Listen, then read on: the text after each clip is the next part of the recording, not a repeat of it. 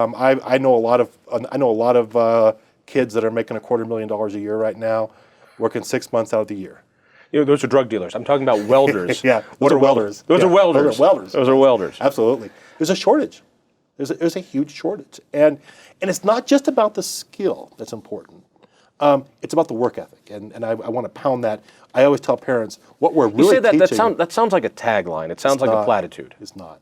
Why not? Because it's the most important thing that we have to teach our kids. We have to teach them how to be good people, good Americans, and if we do that, and we do that well from day one, they do better in school, they're going to do better in life.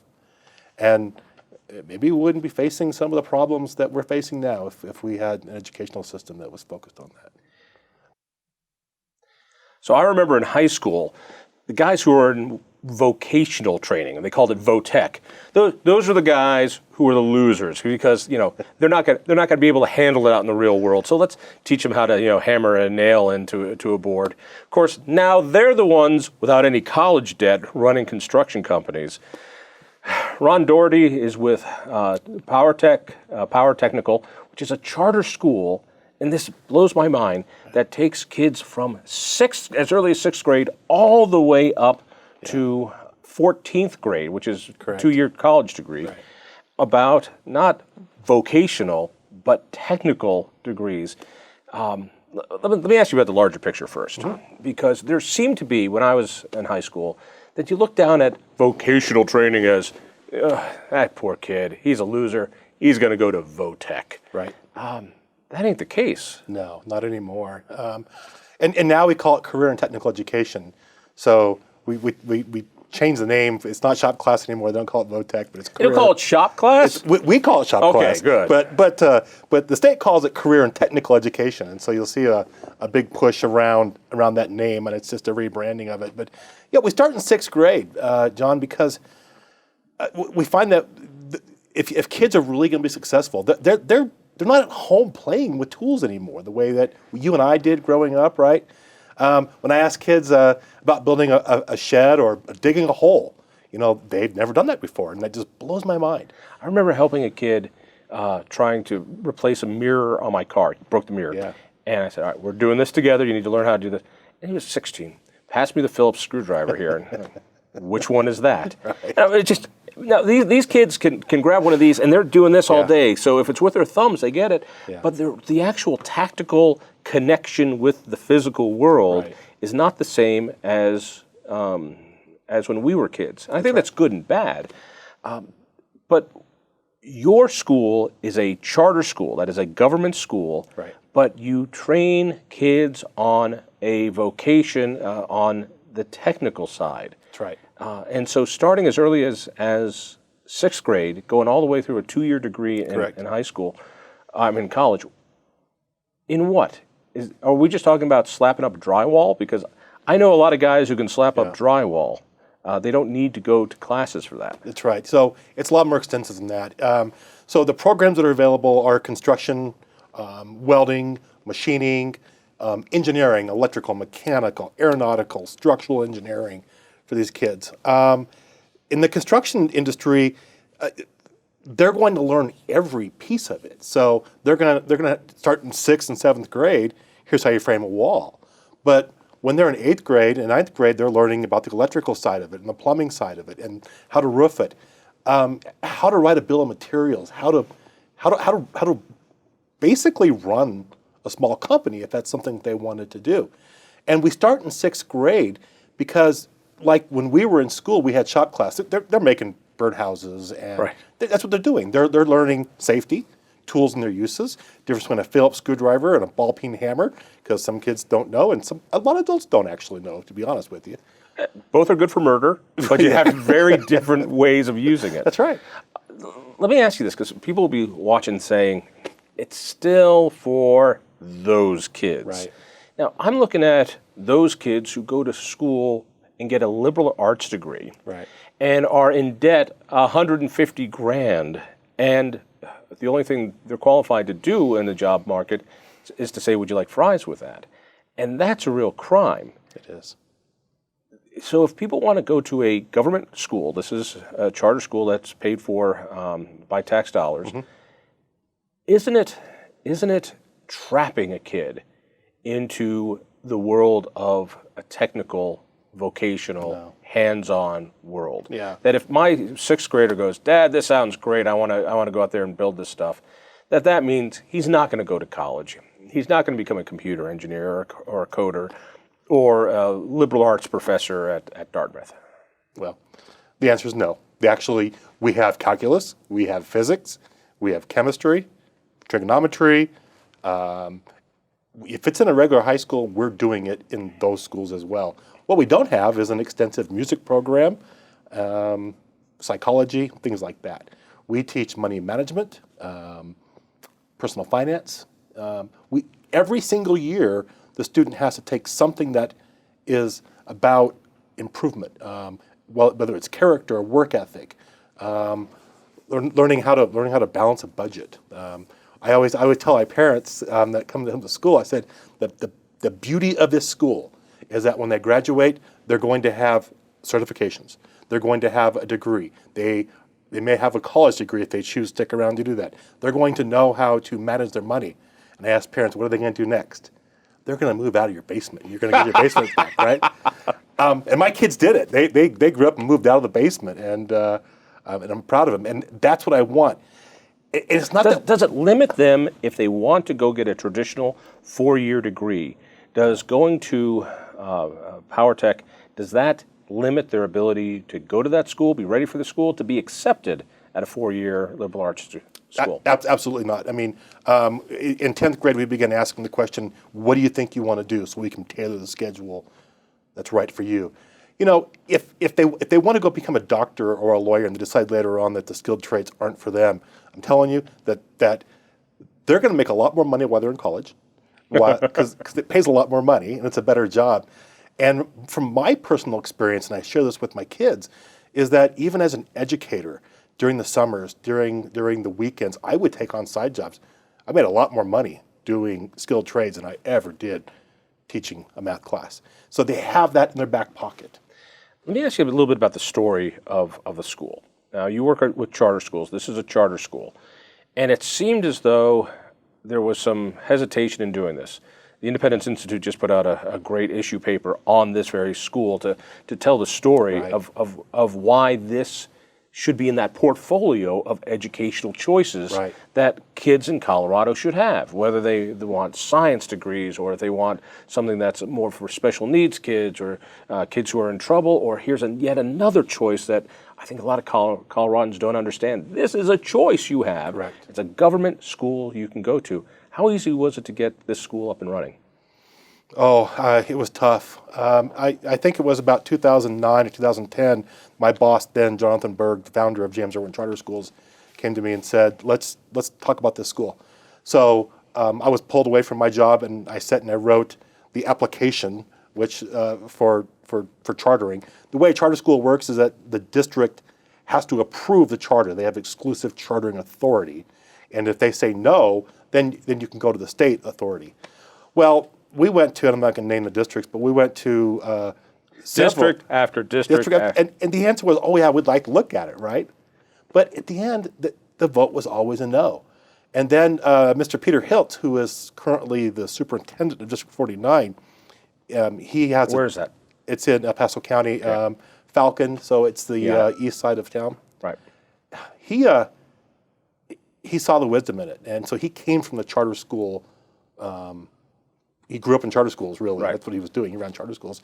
So when he became the superintendent, he said, "Yeah, this is great." And it wasn't a maybe we'll think about it. It was, yes, we're going to do this. Why are school boards who have the authority to offer this type of choice, why are they so reluctant to offer real choice? Right. This is a very different school doing a very different thing, and you've been doing it now for, when did it start? 2016 was our 2016. Yeah.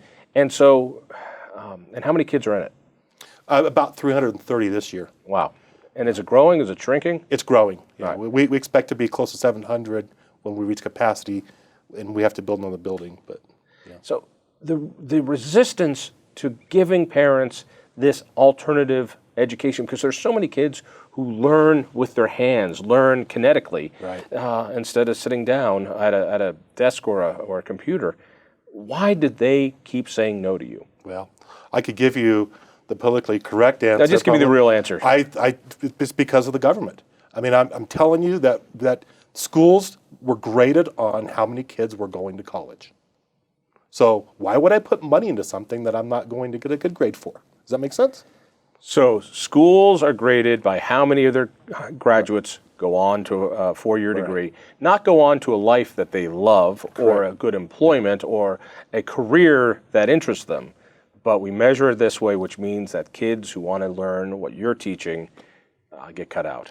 And it's changed. So I want to give the state some credit. A number of years ago, when they brought back career and technical education, you can show that you're ready to graduate, not just by an ACT or an SAT or whatever measure they're using at the time, but our kids can show that they're ready to graduate because they have certifications in the skilled trades. They're a certified welder when they are a senior in high school. Boom, you can graduate. That means that you are ready to go to work and be a part of a. What can a certified welder make? On average, starting probably is around $20 an hour. I know a lot of kids that are making $250,000 a year right now, working 6 months out of the year. Those are drug dealers. I'm talking about welders. Yeah, What are welders? Those are welders. Those are welders. Those are welders. Absolutely. There's a shortage.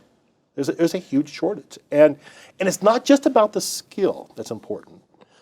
It's about the work ethic, and I want to pound that. I always tell parents what we're really teaching. You say that sounds like a tagline. It sounds like a platitude. It's not. Why not? Because it's the most important thing that we have to teach our kids. We have to teach them how to be good people, good Americans, and if we do that, and we do that well from day one, they do better in school, they're going to do better in life. And maybe we wouldn't be facing some of the problems that we're facing now if we had an educational system that was focused on that. But that's a whole different conversation. That's a whole different conversation. Let's get back to the conversation on the school. So you got the okay. You needed to get a building. Right. And what people don't get is charter schools don't always come with a building. They rarely. So, right, which is amazing. So you're competing with other government schools, but those government schools are schools, and you got to have a school. Where are you going to put it? Right. It's always a challenge with charter schools. A traditional public school has a pot of money from the state that allows them to buy those buildings, whether it's bonding or whatever they're doing. It's beginning to change. It's getting better for charter schools, I will say that. But historically, we didn't have access to that money. So the building that Power Tech is in right now was a church that was never actually finished. It's about 50,000 square feet. We bought it in December of 15, and we worked hard to get it open. We didn't actually get in there until about Thanksgiving of 16, so we started a little bit late that year. Wow. So, and your kids build things. When I say they build things, at the end of the day, at the end of the school year, what have they built? They built a complete house. What do you mean they built a complete house? A complete house. Every year we start from the ground up, and it's up on stilts, and we move it away and it goes on a regular foundation at some point. But so people are living in houses your kids built today? They're not yet. They're not yet? Not yet, yes, because remember we started in 2016, and so the first set of houses are just now coming off of the assembly line, so to speak. From the school? From the school, right. They get moved onto a regular cement foundation. Right. And human beings live there. They do. Not inmates, right? But free human beings who are buying homes. Beautiful little one-level homes. So they do that. The welding shop, they're building a race car. So I mean, it's the P-Tech race car. They tore a vehicle apart, welded the frame together. They're gonna build a motor, put a motor in this thing, and they're gonna run it around a circle track as fast as it'll go. And that's pretty cool because the days of kids getting in there and doing that are gone. Tell me about the type of kid who wants to do this. Is there something different? We started this conversation saying when we were kids, yeah, that kid's trouble. Right. Put him in Votech. He's smoking grass. Put him in Votech. So who are these kids that are now in this polytechnic school? These are the kids that didn't understand why they were going to school every day. Why would be all kids? When am I going to use this? So that was always the problem. When am I going to use this? So these kids aren't dumb. In fact, they're very intelligent. But if they were in the regular schools, they were struggling because there was no value in learning it. So when they come here and they say, when am I going to use this? I'm going to say, well, in about 2 hours. So you better get it figured out. Why use what? Give me an example. Well, for example, if I'm a trigonometry teacher and I'm talking about sine, cosine, and tangent, then in physics class, we're going to understand the dynamics of a motor and how the math applies to that. And then in shop class, CTE class, we're going to build a motor. So we're going to take the trig, we're going to learn the physics, we're going to build the physics. That's right. And what I loved was algebra. Right. Which I did not love algebra at all. What I hated was algebra. And it was like, when am I ever going to use algebra? When am I ever going to use calculus? You're saying you give them a reason why you need to learn it. And you do teach that class, right? We do. It's not like they don't have a trig class in high school. Absolutely, they do.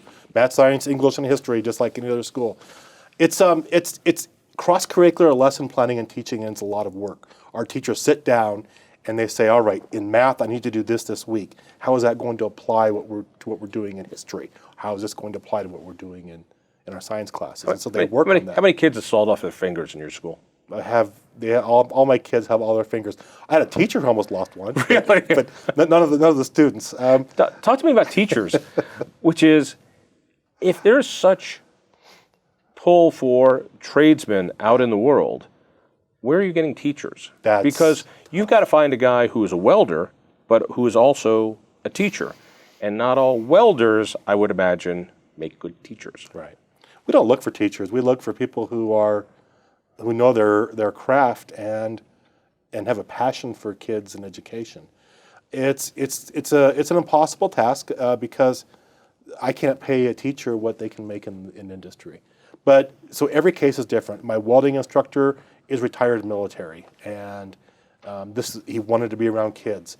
Our construction teacher, he actually went to school for finance, and it was when he was working at a bank. There were some unethical things happening. He said, "I don't want to do this. I'm out."